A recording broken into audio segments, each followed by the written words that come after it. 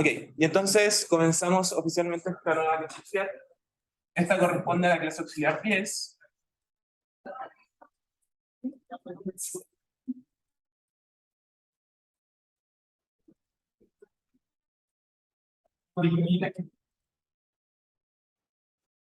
Eh, entonces, en este ejercicio lo que tenemos es un péndulo esférico, es decir, tenemos, bueno, un péndulo simple esférico, una partícula que cuelga desde una cuerda, que está unida a algún pivote, ¿okay? Pero al ser un péndulo esférico, la gracia de este péndulo es que no solamente se mueve en el plano de la pizarra, sino que además puede moverse a lo largo de planos que son paralelos al piso. Perfecto. Este péndulo claramente está en presencia de gravedad, si no, no existiría el péndulo. Y además vamos a emprender un campo magnético que va a ser antiparalelo a la fuerza de gravedad, donde D es un dato. La intensidad de este campo magnético es un dato.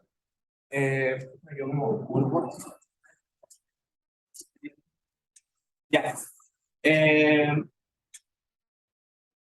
Perfecto. La gracia de este campo magnético es que en realidad no va a hacer nada en el sistema a no ser que esta partícula tenga carga. Por lo tanto, para esta partícula vamos a tener una masa m, tenemos que ingresar la masa y aquí vamos a trabajar con el siguiente movimiento, y una carga Q minúscula.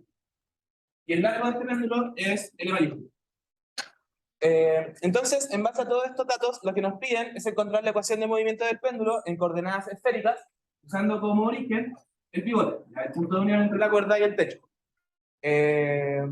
Y en base a esa ecuación de movimiento que encontremos, queremos encontrar una ecuación para la trayectoria o para la curva que va a seguir el péndulo en algún equilibrio relativo, que corresponde a algún equilibrio vertical, pero en el cual el péndulo está haciendo algún movimiento en el plan, paralelo al plano del piso.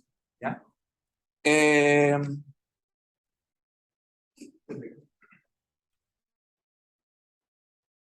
Entonces, como tenemos que encontrar la ecuación de movimiento, tenemos que trabajar con la segunda ley de Newton. Esto viene del curso de mecánica. La ecuación de movimiento viene directamente de la segunda ley de Newton, donde tenemos entonces que masa por aceleración es igual a la fuerza neta que está afectando a la partícula de masa m. La gracia de poder encontrar la ecuación de movimiento a partir de la segunda ley de Newton es darse cuenta de que esta aceleración de acá es algo que tiene una relación con cómo parametrizamos nuestra curva, cómo parametrizamos la trayectoria que va a seguir esta partícula. En este caso vamos a usar coordenadas esféricas. Esta aceleración la vamos a escribir en esféricas para el caso arbitrario. Tomando en cuenta, por ejemplo, que en este caso la distancia radial no va a cambiar, entonces podemos eliminar algunas derivadas, etc. Pero esta es la parte que viene desde el punto de vista matemático, entonces que vienen con las variables. Y en este lado de acá tenemos todas las fuerzas o todas las interacciones que vienen desde el punto de vista físico. Entonces, en este punto tenemos que agregar el peso, la tensión con la cuerda, y en este caso, como tenemos una carga Q y un campo magnético, también tenemos que agregar la fuerza del orden. Entonces, en ese sentido, lo de acá es simplemente parametrizar, es algo que estamos en mecánica. Acá entonces nos dividimos en el peso, que vamos a anotar como F sub G, tenemos la tensión, que vamos a anotarla como F sub T, y la parte importante en realidad, desde el punto de vista de este curso, es F sub L, que es la fuerza de Lorentz, y que para el caso de partículas puntuales, esto se escribe como Q por el campo eléctrico, que existe en el punto donde está la carga puntual, más la velocidad de esta carga puntual, producto cruz, el campo magnético que existe en el punto en donde está esta carga.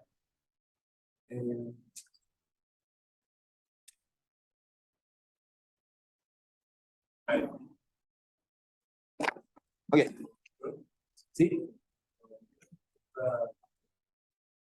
No, estoy escribiendo la expresión general. En este caso va a ser cero, pero estoy escribiendo la expresión general. Sí. En realidad, esta es cualquier fuerza que para una carga puntual afecta desde el punto de vista del campo eléctrico.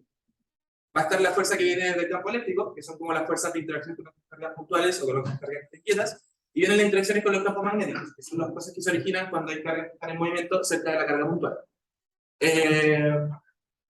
Perfecto. Y entonces, esta en realidad va a ser como la parte más difícil o que vamos a tener que desarrollar desde el punto de vista de este curso. Entonces, las otras cosas las vamos a reemplazar un poco más a la ligera para estar desarrolladas en esta pauta.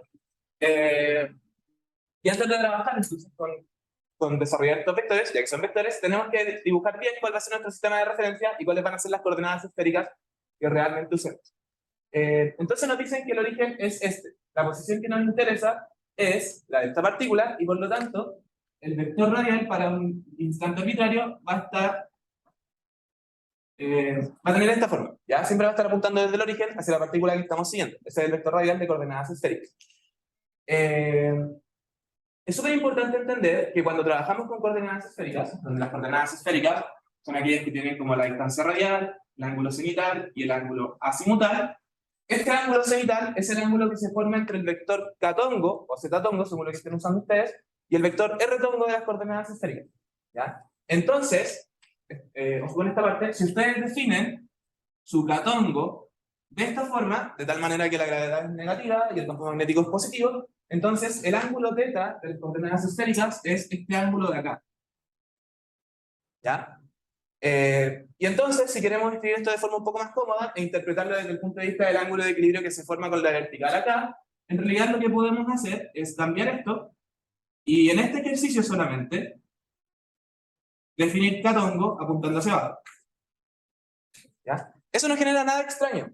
El campo magnético nos va a quedar negativo y la gravedad nos va a quedar positiva, pero los resultados van a ser exactamente los mismos porque de las ecuaciones de la ecuación de movimiento, perdón, lo que nos interesa son las ecuaciones escalares.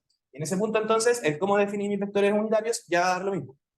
Y con esto, entonces, en realidad tenemos la ventaja de que el ángulo θ de las coordenadas esféricas es el que yo puedo interpretar como el ángulo de equilibrio desde la vertical que mido casi siempre con los péndulos. ¿Ya? Así me queda de forma un poco más cómoda. Y entonces, con este sistema de referencia, que ahora vamos a usar así, en realidad para los otros vectores no hay mucha ambigüedad, así que no vamos a discutirlo más. Lo que vamos a tener es el peso nos va a quedar positivo. Va a ser m por g en calor. Mientras que el campo magnético nos va a quedar negativo y va a ser igual a menos de mayúscula en calor.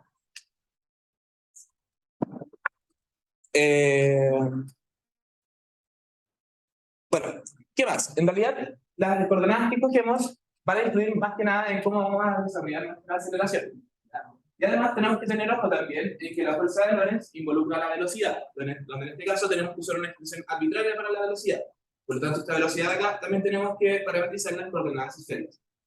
Entonces, como ya decidimos las coordenadas que vamos a usar y vamos a usar la base esférica también, lo que vamos a hacer es escribir la aceleración y la velocidad, coordenadas esféricas, para este caso particular. Y lo que tenemos que entender, antes de pasar a la siguiente pizarra y antes de escribir la aceleración y velocidad en coordenadas esféricas, es que en este caso la distancia radial, es decir, la distancia desde el origen hasta la partícula que estamos siguiendo, es constante. Por lo tanto, en este caso, vamos a tener que R punto y R2 puntos son iguales a 0. ¿Ya? Pero son las únicas restricciones que podemos aplicar. Para el resto de cosas, no sabemos cómo se está moviendo el péndulo, no sabemos si acelera en esta dirección o en esta dirección. Entonces, tenemos que escribir segundas derivadas para las otras dos variables. Con esto, entonces, ya analizamos como los datos que tenemos, ya tenemos el sistema de referencia que vamos a utilizar, y por lo tanto, ahora vamos a empezar a desarrollar los vectores en base al sistema de referencia que pusimos. ¿Tienen alguna duda? ¿Verdad? ¿Esto de acá? Porque la distancia de la partícula que estamos siguiendo del origen siempre es constante. Entonces la distancia radial siempre es constante. El R de las coordenadas esféricas es constante. ¿Sí? ¿Cómo?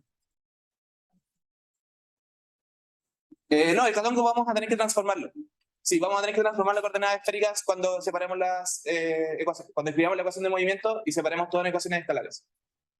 ¿Sí? Sí, por supuesto. En el caso de las coordenadas esféricas, cuando tú ocupas estas coordenadas de acá, están asociadas también a los vectores unitarios r-tongo, k-tongo y tongo. ¿Ya? La definición de R, por ejemplo, es la distancia desde el origen hacia la partícula que está haciendo, ese punto que está haciendo. Y θ es el ángulo asociado a esa posición que se mide desde el eje k-tongo y que está siendo formado con el vector r-tongo, porque es el vector que está siguiendo la posición. Entonces, este ángulo θ de las coordenadas esféricas, y que aparece, por ejemplo, en las expresiones que tenemos para la velocidad y la aceleración, está definido con medirse desde el vector k-tongo. Entonces, por ejemplo, si yo hiciera lo que hago casi siempre en este tipo de ejercicios, que es poner k-tongo apuntando hacia arriba, si yo ocupo las expresiones para la velocidad y aceleración en coordenadas esféricas, cuando yo vea un θ, en realidad yo tengo que interpretar que ese θ es el ángulo que se forma desde la vertical de arriba. ¿Ya? Y entonces, para que me quede más cómodo, como yo quiero medir ese θ desde la vertical de abajo, mejor digo que la vertical de abajo es la positiva. Entonces, de esa forma, ese ángulo θ, que me va a aparecer en las expresiones para la velocidad y la aceleración, yo lo puedo interpretar físicamente como el ángulo que se está formando desde la vertical de abajo. ¿Hay que más claro? Genial.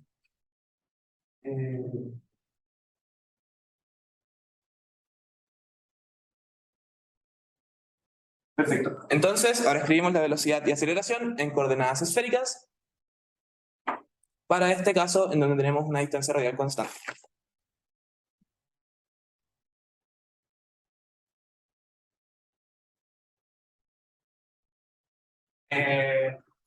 Entonces, la velocidad y estas expresiones las pueden usar por lo que saben de mecánica. Para el caso donde tenemos una distancia radial constante, nos va a quedar como la distancia radial por θ punto en θ tongo más la distancia radial por phi punto por seno de θ en phi tongo.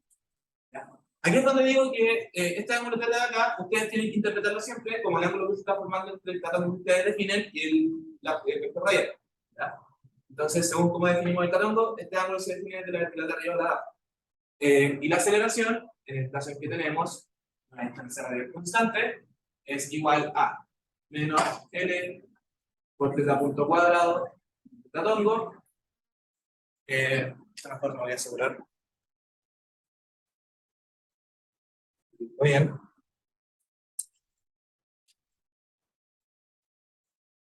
¿Sí? No, pero el equilibrio se impone después de que encontramos la ecuación de movimiento para el caso general. Sí, siempre debe ser así. Encontrar la ecuación de movimiento para el caso general y después impone el equilibrio. Entonces, ya m por pi punto cuadrado por seno cuadrado de θ. En r tongo, luego nos queda menos L seno de θ coseno de θ, y esto por pi punto cuadrado en θ tongo, y luego me queda más L seno de θ y 2 puntos, más 2L da punto y punto coseno de θ, eso es pi tongo. Ya. Entonces, la aceleración nos va a servir en el lado de la izquierda de nuestra ecuación de nuestra segunda ley de Newton. Nos va a servir en este lado de acá. Y entonces lo que tenemos que ver ahora es cómo desarrollar el lado de la derecha. En el lado de la derecha tenemos que ingresar la tensión, el peso y la fuerza de Lorentz. ¿Ya?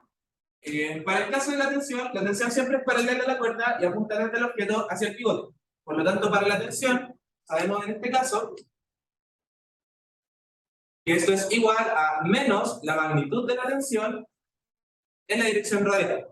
¿Sí? Perdón. Gracias. Bien. Gracias. Ya. Entonces la tensión va apuntando desde la partícula hacia el origen, entonces está en la dirección radial, pero en sentido negativo. Para el caso del peso, tal como dijeron delante, tenemos que expresar el catongo en coordenadas esféricas.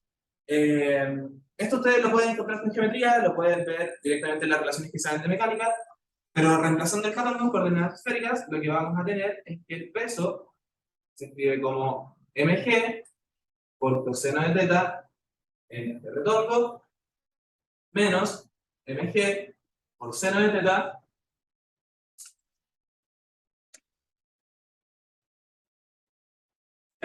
en θ tongo.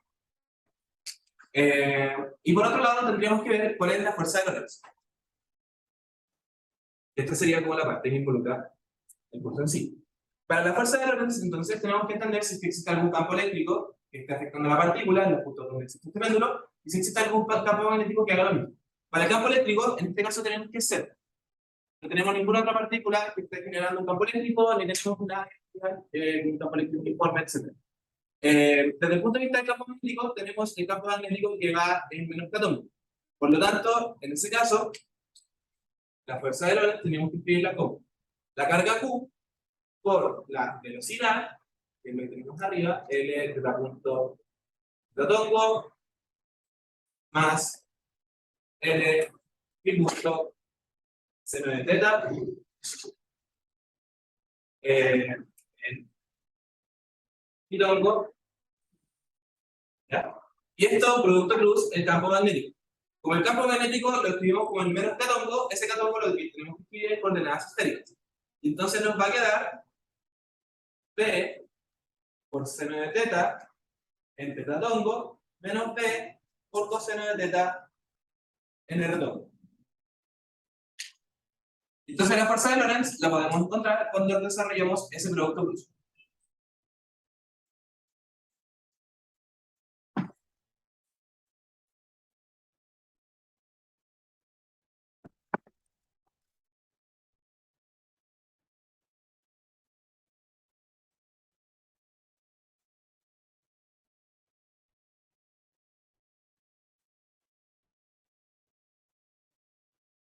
Eh, ok, al desarrollar el producto cruz, tienen que recordar que los productos cruces deben ser recombinarios iguales, 0, y para las coordenadas esféricas podemos escribir esto con cierta nomenclatura. Tenemos retongo, pitatongo y pitongo. Si ustedes hacen el producto cruz en este caso, perdón, voy a escribir al revés para que calce con lo que definimos como positivo. Ya. Si ustedes hacen el producto cruz en este diagrama en el sentido anterior, eso les va a dar el producto cruz positivo. ¿Ya? Mientras que si hacen este producto cruz en este caso, y en un sentido horario, les va a quedar un producto cruz negativo. ¿Ya? Entonces, usando esa nomenclatura, ustedes pueden encontrar el producto cruz, los productos cruces que participen en todo este desarrollo de acá. Y luego de hacer eso, ustedes llegan al siguiente resultado, y en realidad pueden escribir todo el tiro desarrollado a partir de la segunda ley de Newton, es decir, voy a escribir la aceleración, voy a escribir la fuerza neta, que son las simples fuerzas, y así después separamos en componentes.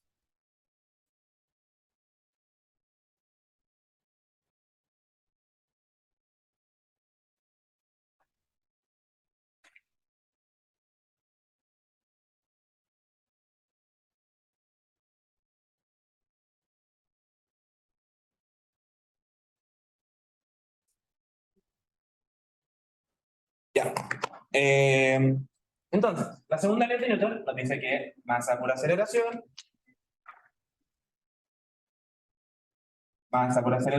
es igual a la fuerza neta, que corresponde a la suma de todas las fuerzas que estén afectando a la partícula.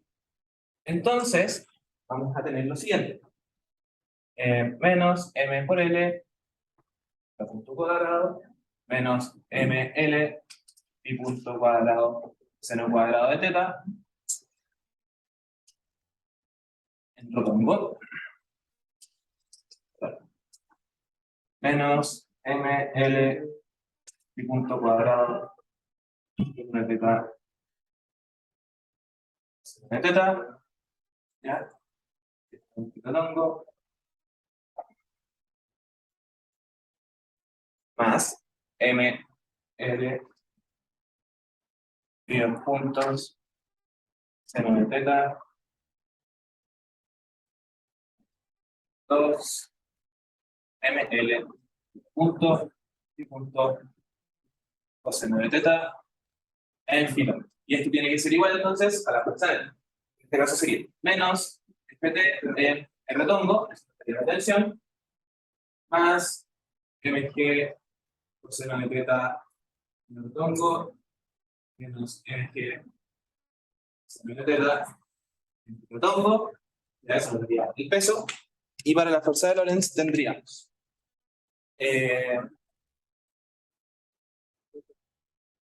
más Q por B por L por phi punto por seno al cuadrado de teta, esto va en retongo, luego tendríamos más Q por B por L por teta punto,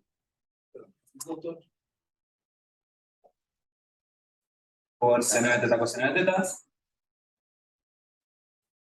estaría en tetatongo, y luego tendríamos menos U por B por L, por teta punto, por coseno de teta, y esto es pitongo. Bueno, en realidad con eso ya tenemos la ecuación de movimiento escrita a partir de la forma vectorial, a partir de la segunda ley de Newton, y lo que tendríamos que hacer ahora es separar en las componentes, es decir, separar todo lo que esté en el redongo a ambos lados de la expresión, ¿ya? Luego todo lo que esté en el tetadongo a ambos lados de la expresión, y luego todo lo que esté en pitongo a ambos lados de la expresión. ¿Ya? Y entonces con eso, bueno, como por el tiempo no vamos a alcanzar a hacerlo, pero con eso ustedes van a tener tres ecuaciones escalares. Y cuando tienen esas ecuaciones escalares, ustedes pueden imponer el equilibrio. ¿Ya? Una vez que ustedes obtienen las ecuaciones escalares a partir de la segunda ley de Newton y reemplazar todos los vectores necesarios, ustedes pueden imponer condiciones de equilibrio o pueden despejar ciertas fuerzas como la tensión y ese tipo de cosas. ¿Ya? Y en particular, aquí tenemos un equilibrio relativo. Vamos a tener un equilibrio con respecto a la vertical, pero el péndulo se va a seguir moviendo paralelo al piso. O al menos eso es lo que queremos encontrar. ¿Ya? Por lo tanto, lo que ustedes tendrían que imponer que sea igual a 0 son las cosas que están asociadas al ángulo θ, que es el ángulo que está con respecto a la vertical. Ese es el ángulo que va a estar en equilibrio, y por lo tanto, para el caso de equilibrio, lo que tienen que imponer es que θ punto y θ2 puntos, que en este caso no nos quedó en el resultado, tiene que ser igual a 0. ¿Ya? Esa es la condición del equilibrio que queremos encontrar en el caso del talón. Equilibrio con respecto a la vertical. Eso entonces, pero por el tiempo no vamos a alcanzar a hacerlo acá, va a estar descrito en la pauta, ¿ok? Y la parte importante más que nada era que pudiésemos discutir un poco sobre la fuerza de Lorentz. Más que nada es otra fuerza que tenemos que ingresar en nuestra ecuación de Newton, en nuestra segunda ley de Newton, para dar cuenta de los efectos del campo magnético en el movimiento de las partículas que tengan carga, ¿ya? Pero eso, se usa solamente como si fuese otra fuerza más. ¿Tienen alguna duda? ¿No? ¿Sí?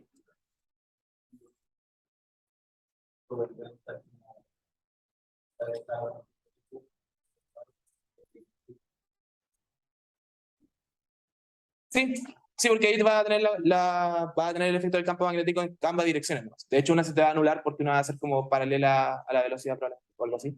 Pero sí, da lo mismo la inclinación que tenga el campo magnético, la condición de equilibrio es como aparte, es desde donde definimos nuestras variables. Esta es la parte de la izquierda de la ecuación de Newton. Va a seguir siendo lo mismo. ¿Tienen alguna otra duda? Ya, entonces, bueno, voy a detener la grabación.